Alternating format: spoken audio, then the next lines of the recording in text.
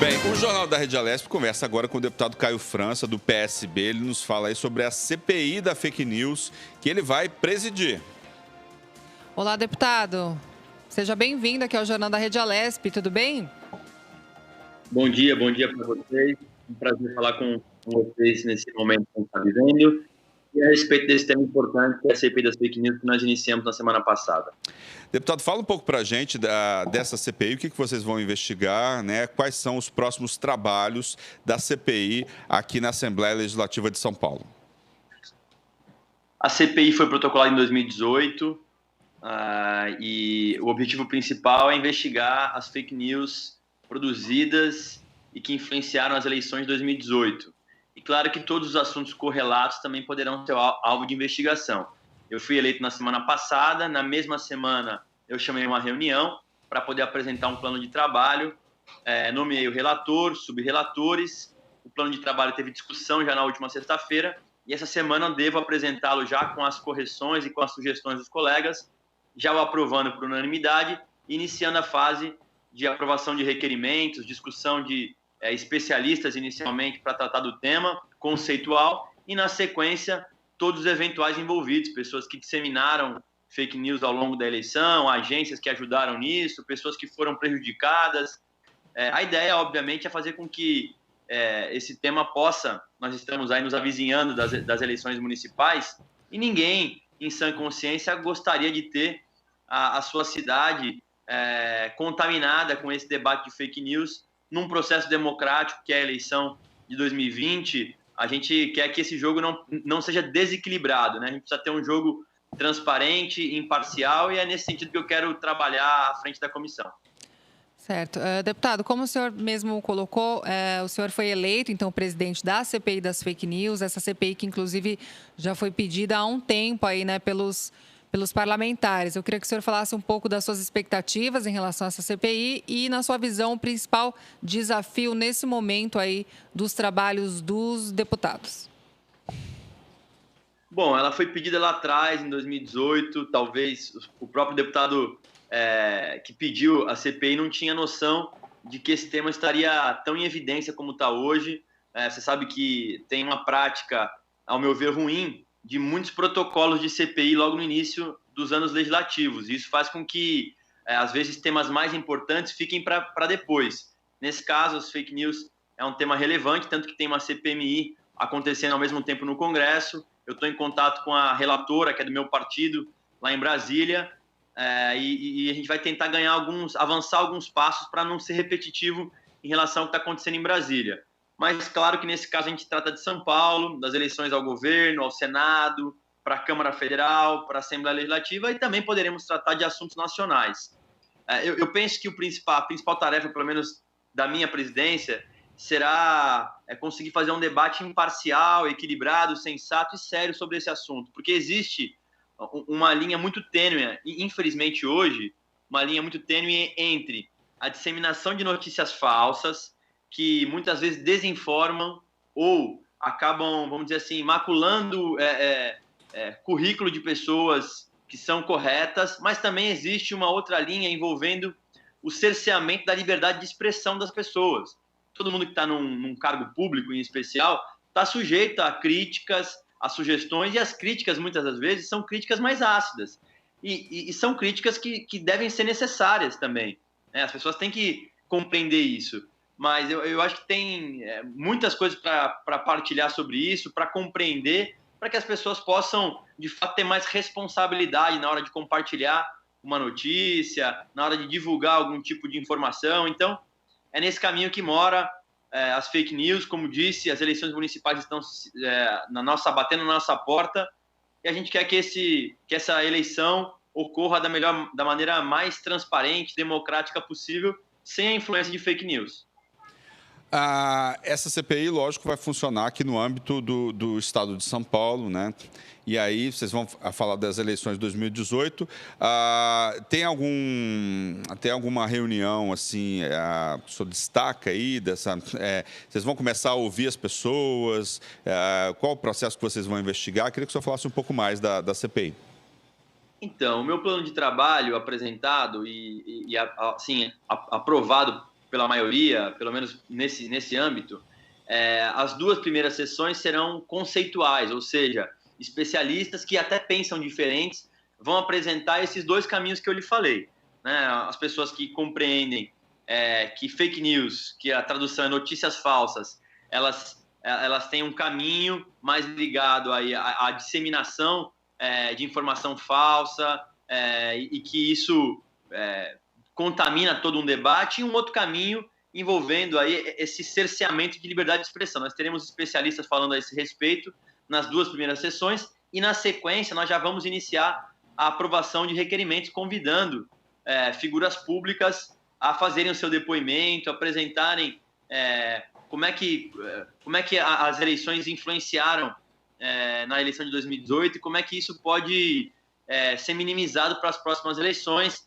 E aí os deputados já estão apresentando requerimentos de convite, inclusive de parlamentares, de agências de publicidade que fazem envio de mensagens em massa. Hoje você sabe muito bem, as fake news, na verdade, elas sempre existiram. Acontece que com o advento da internet, das redes sociais, do WhatsApp, isso ficou muito forte, né? Hoje em dia, em alguns minutos, você consegue disseminar uma mensagem aí para 100 mil pessoas rapidamente. Então, isso tudo pode prejudicar e desequilibrar o bom debate que tem que ocorrer nas eleições municipais e também, na sequência, nas eleições em nível estadual e federal. Mas a ideia assim, não tem um alvo específico, uma pessoa que tenha produzido mais ou menos fake news durante a eleição. Acho que todo mundo, de alguma forma, percebeu que o debate em 2018 ficou muito acalorado e que as fake news acabaram também sendo disseminadas, aqueles memes que muitas vezes não contêm verdades. Mas eu disse, assim, é importante que isso possa ficar muito claro, que existe também a liberdade de expressão das pessoas, que precisa ser preservada, é um direito individual de todo cidadão. E quem exerce mandato público tem que estar sujeito a esse tipo de crítica. Então, é nesse sentido que a gente pretende apresentar um relatório, né, sério e que possa ser aprovado e apresentar soluções para o Congresso Nacional, que é quem tem a competência de legislar sobre esse assunto, mas também colaborar na fase investigativa, porque a gente tem essa tarefa, vamos apresentar para o Ministério Público, Polícia Civil, Polícia Federal, enfim, todos os órgãos envolvidos. Certo. Deputado, a CPI ela tem um prazo aí de 120 dias de funcionamento, né? Para que o nosso telespectador possa compreender um pouco melhor como que funciona, então, na prática, todo esse processo, no final desse período, o que acontece, né, com os dados, com as informações e com os depoimentos que foram coletados aí ao longo deste período, né? Que tipo de medida, então, os parlamentares tomam baseadas nas conclusões, então, que foram feitas aí durante esse período? Olha, primeiramente, a parte investigativa. Nós vamos colaborar com a investigação que já existe, inclusive tem um inquérito no Supremo Tribunal Federal, vocês devem saber também a esse respeito. Então, nós vamos colaborar, coletar informações e mandar para o Ministério Público, para o Poder Judiciário, inclusive para a Justiça Eleitoral, para que possa contribuir nessa investigação, né? Nós vamos convidar alguns parlamentares, convidar mandatários, convidar pessoas que disputaram a eleição, convidar pessoas que financiaram esse tipo de advento, convidar também agências de publicidade que colaboram com isso, porque tudo isso tem a ver, né? Assim, quem pagou, com qual finalidade? Na verdade, acho que são temas importantes. E, além disso, podemos também contribuir, além da parte investigativa, com uma parte legislativa. A gente sabe que as competências da Assembleia Legislativa no que diz respeito a Código Penal e tal, elas são bem restritas, então isso caberá mais ao Congresso Nacional, mas eu acredito que a gente tem a tarefa de também apresentar uma sugestão ao Congresso que possa ser muito melhor, por exemplo, do que a legislação que foi aprovada no Senado, que, ao meu ver, tem vários problemas de redação, cria muita confusão, às vezes até um exagero no que diz respeito aos dados coletados, que pode inviabilizar algumas redes aqui no nosso país. Então, a gente pretende também apresentar uma solução, além de investigatória, legislativa no âmbito federal. Deputado, eu queria que o senhor falasse, né? A gente sabe o impacto aí das fake news no processo eleitoral, mas eu queria que a análise do senhor em relação a esse impacto, né? Como que as fake news impactaram os últimos processos eleitorais e como que elas podem impactar o próximo que está aí, né? Pertinho, em novembro, tem eleições aqui no Brasil. Então, a gente sabe que as eleições de 2018, nós tivemos esse advento muito forte.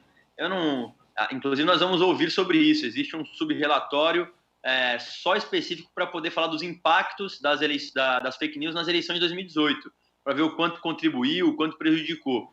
A gente via o tempo inteiro vários memes circulando por aí, em grupos de WhatsApp, alguns verdadeiros, outros nem tanto, e outros completamente falsos. Então, acho que tudo isso acabou potencializando um debate que já estava muito extremista, né? Dois campos, em especial na eleição presidencial. Aqui no governo do estado também teve uma eleição bastante apertada, inclusive ainda mais acirrada do que no plano federal, fora as eleições proporcionais, né, de deputados, de parlamentares, que acabaram também, muitas das vezes, sendo contaminados. Nós vamos ter todos esses dados coletados ao longo desses 120 dias.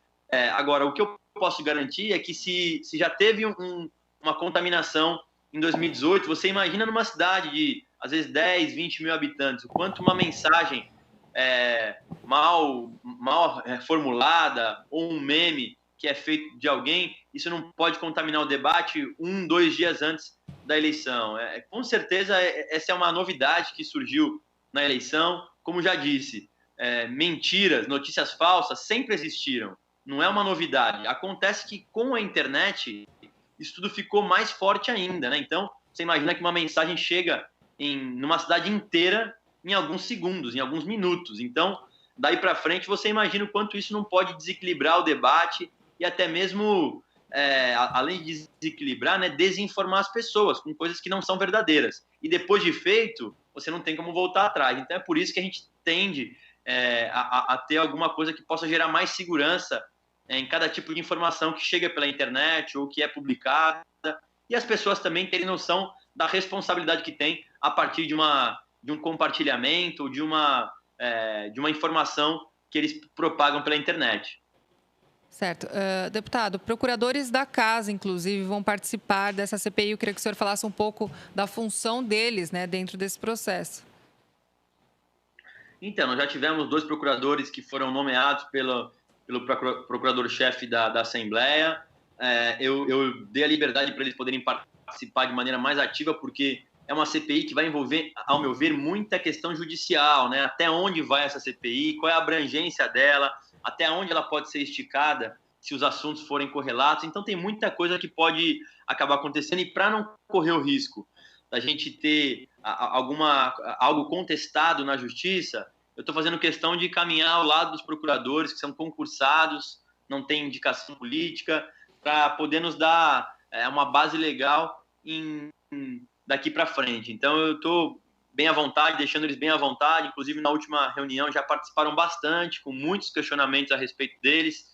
É claro que eles são acessórios, mas eu pretendo lastrear as minhas decisões bastante baseadas nas opiniões dos procuradores, no que diz respeito, pelo menos, na parte legal. Tá certo, gostaria de agradecer o deputado Caio França, deputado que vai ser o presidente da nova CPI das fake news aqui da Assembleia Legislativa. Muito obrigado pelos esclarecimentos, deputado. Eu agradeço a oportunidade e também me coloco à disposição. As reuniões da CPI, elas ocorrerão ordinariamente todas as sextas-feiras, às 11 horas, podendo ter outras reuniões extraordinárias, mas eu tenho que publicar com antecedência. Então, peço também aqui aos amigos que possam acompanhar para que não tirem nenhuma conclusão antes mesmo do nosso trabalho iniciar, né? Tentando tendenciar para um lado ou para o outro. A ideia é fazer um trabalho equilibrado, como disse, sensato e imparcial sobre esse tema tão importante para o Brasil. Tá certo. Obrigado, deputado. Até a próxima. Um abraço. Valeu.